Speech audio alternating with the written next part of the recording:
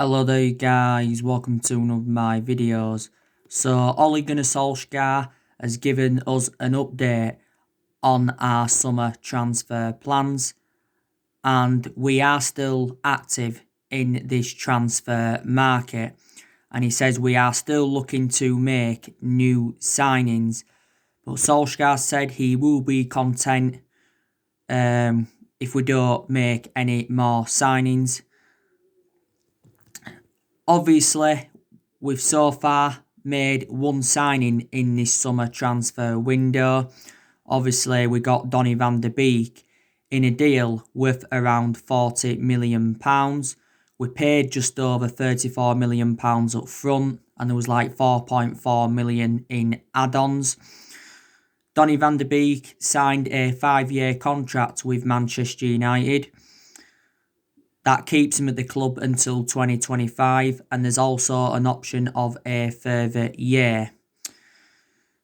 I think Donnie Van Der Beek will complement Bruno Fernandes and Paul Pogba fantastically well in our midfield. We know that he's going to be wearing the number 34 shirt, and he will be making his debut against Crystal Palace on the opening day of the Premier League season. The Solskjaer's come out and said he wants to make 3 more signings after Donnie Van Der Beek. And I think the board have got to back Ole Gunnar Solskjaer more in this summer transfer window, because Solskjaer deserves more backing. Now, Solskjaer did recently say he was infuriated with Ed Woodward over the lack of transfer business. So Solskjaer is totally blameless in this, because I think he is progressing as Manchester United manager.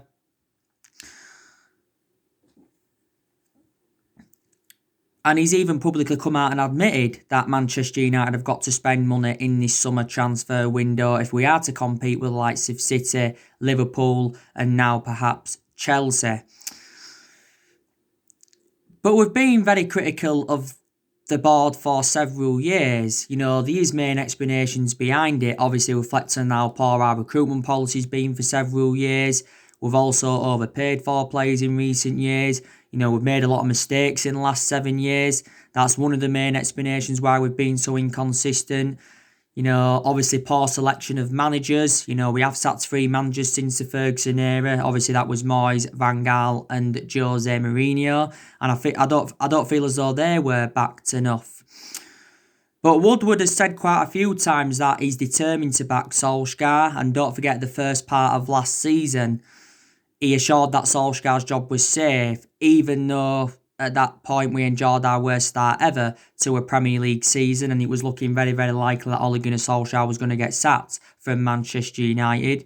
But I think the upturn in form and that, he deserves more backing. The Glazers have also said that they are determined to back him. The summer transfer window shuts in just under a month. It shuts on the 5th of October. And Manchester United have got plenty of things to do. Obviously, we've got to get a centre-half in, because we need someone to go alongside Harry Maguire in our back line. We're also looking to get a left-back in. We've also got to sell players in this summer transfer window. We will do. Obviously, we sell players, will generate money, and that will help us with our rebuilding process, because quite frankly, there is still deadwood at the football club. You know, we're looking to get rid of Jesse Lingard and Andres Pereira. Chris Smalling, I heard that he's close to leaving Manchester United. He's agreed personal terms with Roma. We want around 18 million for Smalling. DiMarzio confirmed that he's agreed personal terms, by the way. Smalling was out on loan with Roma last season. Rojo, we're looking to get rid of him. He was out on loan at Estudiantes last season. We're looking to also get rid of Phil Jones. We're also looking to get rid of Diego Dalot. Don't forget, Sergio Romero is open to leaving the football club, because obviously now he's third choice goalkeeper because Dean Henderson has returned. Chelsea want Sergio Romero. Villa want Sergio Romero. I heard that Villa have agreed to get Romero for around £8 million, but he won't stay at Manchester United. I think we've got to get Paul Pogba a new long-term contract at the football club to end the uncertainty over his future. Now, Paul Pogba's agent Mini Raiola a few weeks ago said that Pogba's staying at Manchester United, and he said he will hold talks over a new contract. He said a few weeks before the end of last season that Paul Pogba was close to signing a 5-year deal with Man United. And Fabrizio Romano had revealed that Paul Pogba's happy at Man United and he wants to stay at the club. Now, recently he said that Paul Pogba was refusing to sign a new contract with Man United because he's waiting for his former club Juventus to make an offer. So there's still a slight chance he could leave in January. Towards the end of last season, I thought Paul Pogba was exceptional. He really, really was. His combination with Bruno Fernandes was good. But for the vast majority of last season, didn't really have a perception on Pogba because he was out with that ankle injury. He sustained a few injuries as a Manchester United player. He's just got under a year left on his current contract at the moment as Pogba with an option of a further year.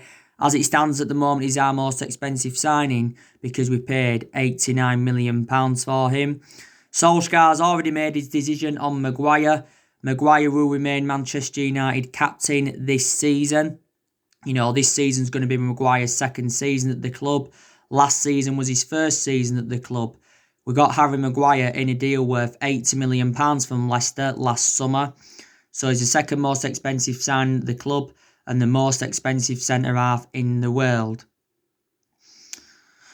He was recently given extra time off for his court case in Greece and his arrest in Greece.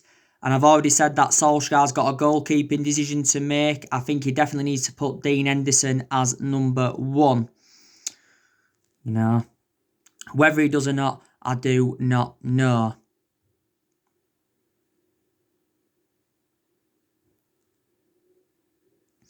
But yeah.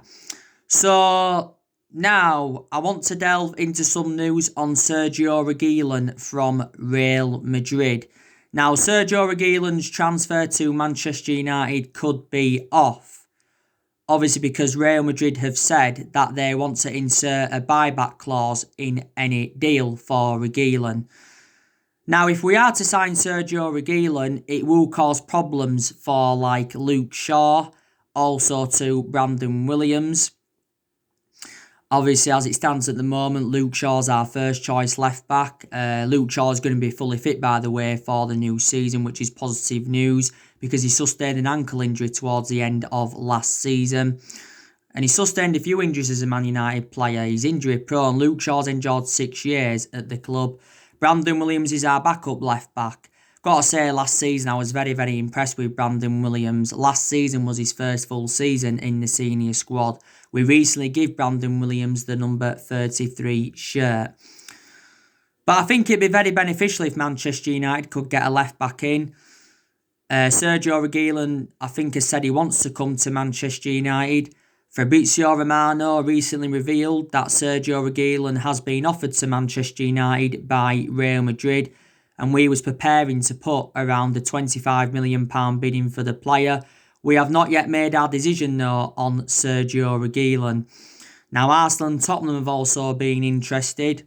Sevilla have been keen on getting him on loan for another season because he was out on loan with Sevilla last season. Played around 38 games in all competitions. He also had a few loan spells with the Logrones. But he has been at Real Madrid for several years.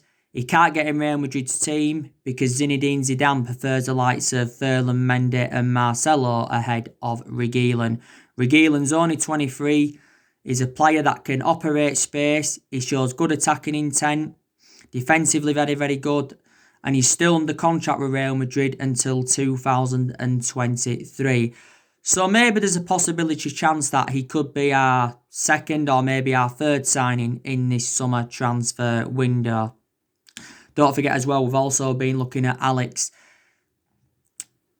Telles from Porto. Don't forget Ebola, which is a Portuguese outlet. They said our interest has intensified on Alex Telles.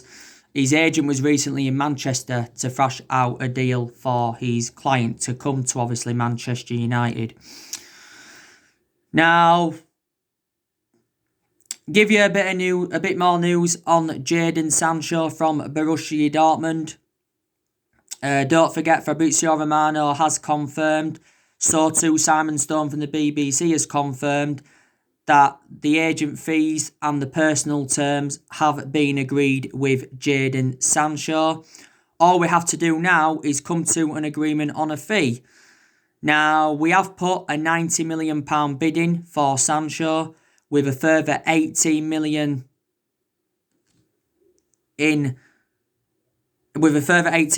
due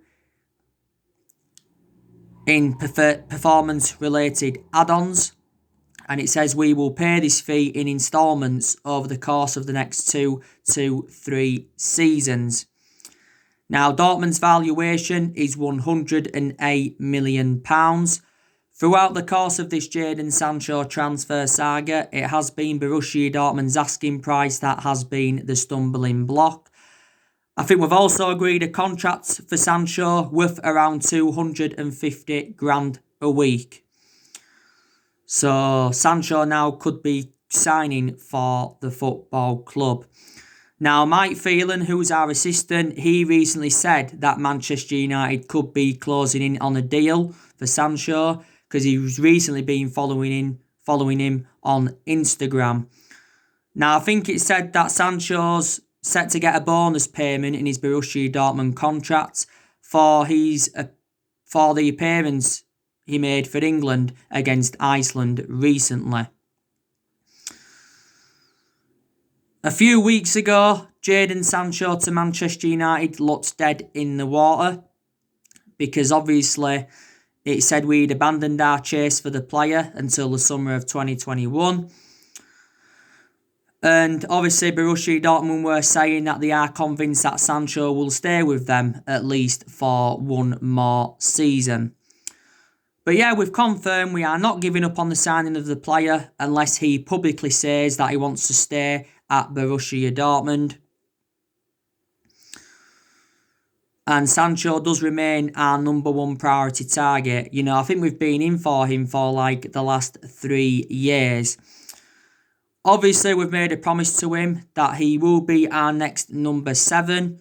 We have obviously got number 7 vacant at the moment, but we have had a lot of good number 7s up and down the generations. Sancho said quite a few times that, you know, he'd like to come to Manchester United, because I've outlined the reasons why I want him to come, because I think if he comes, he'll exceed expectations at Man United.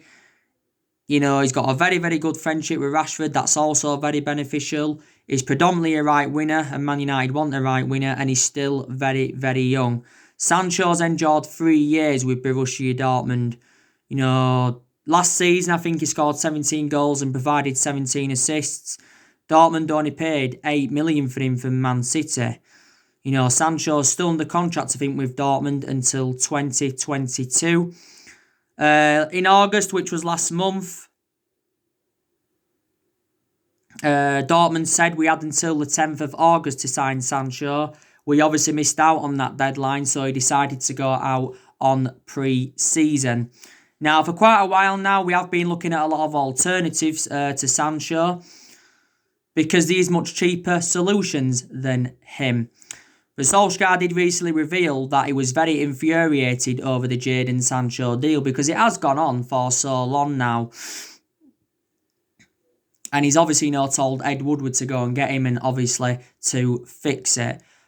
But yeah, it said, back in August that Sancho had agreed the personal terms and he was set to sign a 5-year deal. And Fabrizio Romano had also revealed this. Christian Falk, he's spoken about this transfer saga quite a few times. James Cooper, he's spoken about it quite a few weeks ago now.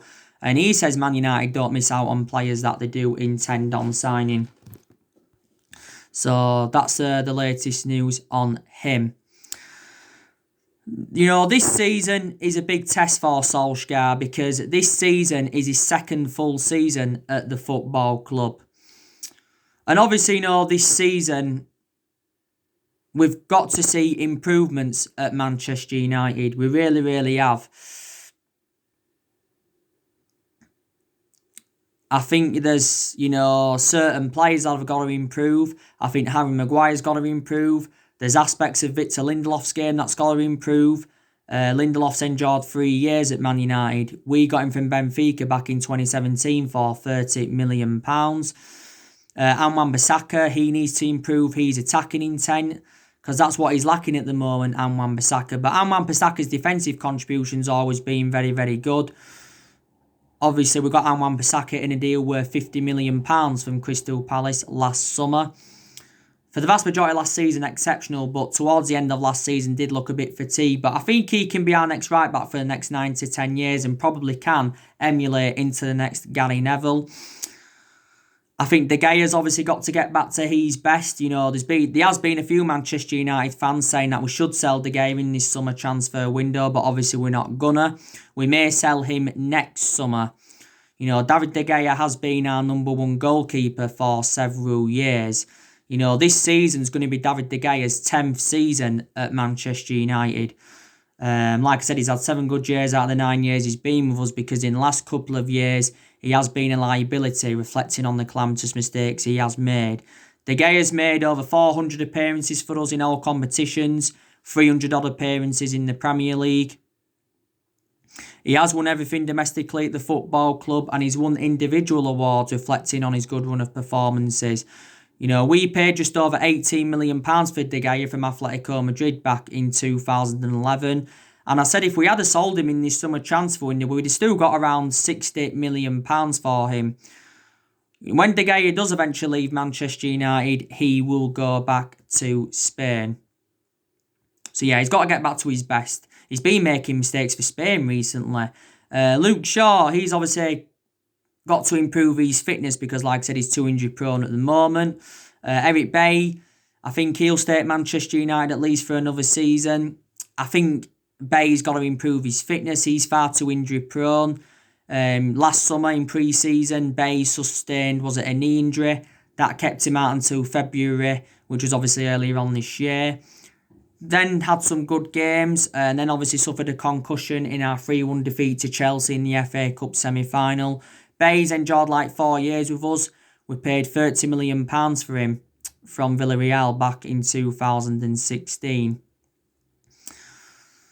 You know, I think there's still some aspects of Rashford's game that's got to improve. Rashford has improved under Solsjaer, don't get me wrong. Needs to improve his fitness a bit more as well because he's been getting injuries, hasn't he? Got an ankle injury at the moment, so I think he missed both of England's games. Had a back injury for us last season, did Rashford. That kept him out for a few months. I like what Rashford's done recently, by the way, you know, with the child poverty thing, you know, donating money in that to children. You know, you won't get many footballers that'll do that. You know, Rashford's been part of the club, though, for several years. You know, he's been a United player since the age of 7. He's been in our senior squad since 2016. Since then, becoming an integral part of our team. He's now 22, so I think in total he's been with us around 15 years. Obviously, Rashford does now operate on that left-hand side. You know. Obviously, McTominay, he's obviously got to get better. I think he's definitely improved, don't get me wrong, but he's still got to get better. I think definitely McTominay is the foreseeable future for Man United. It wasn't so long ago that McTominay signed a 5-year deal with the football club. Last season, don't forget he had that ankle injury that kept him out for a while. We've given him a new role now. I think he's our first choice defensive midfielder is McTominay. You know. But McTominay didn't get a lot of chances towards the end of last season. Neither did Fred because obviously, you know, Matic got ahead of them. Got ahead of McTominay and Fred, didn't they? I also think that Solsjaer has definitely got to improve his decision making because in a lot of games last season, you know, Solskjaer was very tactically naive. But there again, there was some games where he showed tactical flexibility. That was in a lot of the big games, to be fair.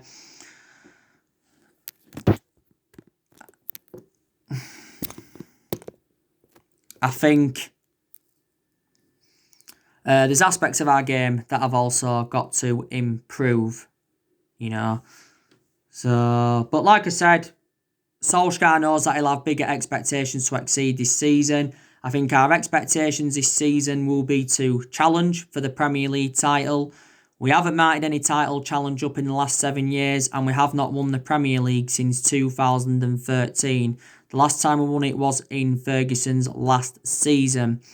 Now, some Manchester United fans don't think Solskjaer is good enough to win the title with the club. Some United fans don't think Solskjaer is the right manager or is the foreseeable future for Man United. Some Man United fans believe we need a manager in with a proven pedigree, such as a Jurgen Klopp or Pep Guardiola, for a prime example. But like I said, I can't really have a perception on Solskjaer at the moment. Obviously, this season will tell the story if he's the right manager for Manchester United. I hope we can win a trophy this season. That'll be another one of our expectations, because we've not won out yet in terms of silverware under Solskjaer, and we haven't won a major honour for over 3 years, and this is the first time this has happened in over 30 years. Obviously, last season was Solskjaer's first full season at the football club. To be fair, did quite well, exceeded most of his expectations. Obviously got us qualification for the Champions League. Also got us third. Got us to 3 semi-finals, but like Solskjaer said, semi-finals are not good enough. But very, very imperative that we do have a strong start to this season. Now, don't get me wrong, I've seen improvements since Solskjaer came in. Like I said, our recruitment's really, really improved under him. So far at the football club, Solskjaer has spent just over £200 million. He's made obviously 6 signings, 5 permanent signings. I think Solskjaer's also promoted the youth very, very well, and I think it's very, very imperative that, Solskjaer continues giving the youngsters their opportunities this season. He's also got rid of a lot of the deadwood since he got recommended into Manchester United. That's another positive thing. So yeah, and we haven't lost in the league since January, so we are unbeaten in our last 14 league games. Another good news as well, we have extended a lot of players' contracts since he came into the club. I think there's some players we've given contracts to who we should have given contracts to, but there's some players we give contracts to who we shouldn't have given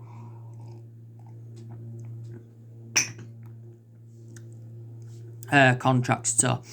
But yeah, Solskjaer has been at the football club now over a year and a half. Like I've said to it takes some time for managers to settle in, don't forget. Obviously, we haven't dominated English football since the Alex Ferguson era. But Ferguson did not settle in straight away, because Ferguson didn't win out in his first 4 years at Manchester United, and he was on the verge of getting the sack. But after that, it was unbelievable what he went and accomplished. Ferguson won a total of 38 major honours, including 13 Premier League titles. We are the most successful team in Premier League history. And I just think it's going to be hard for any manager to replicate Ferguson's legacy or to last as long as Alex Ferguson did. But, like I said, in the last 7 years, we have been playing catch-up. We've had different managers with different philosophies. We've spent close to the £1 billion range on players. And we've recruited a good 30-odd players in since Alex Ferguson's retirement. We've got players on big contracts at the club as well. We've got now Dean Henderson on 120 grand a week because he recently signed a new deal. We've got Harry Maguire, he's on 200 odd grand a week. Fernandes, he's on quite a bit. Is he on over 100 grand a week? Rashford's on 200 odd grand a week. Martial's on 200 odd grand a week. Lingard's on around 100 grand a week. De Gea on 375 grand a week. So there's a lot of players that are on substantial wages at the football club. Pogba, he's on just under 300 grand a week. But there's teams that have been doing very, very good recruitment, let's be honest. Chelsea, they've done very, very good recruitment so far. I think they could be in there with a shout for this season, if I'm going to be honest with you. Chelsea have obviously signed Ziyech, Werner, Ben Chilwell, Havertz, Malang Sarr, Thiago Silva. I think they're going to get Mendy on the board. Now, obviously, they try to get Declan Rice. Arsenal, they've signed, obviously, Gabriel Magalhaes and Willian.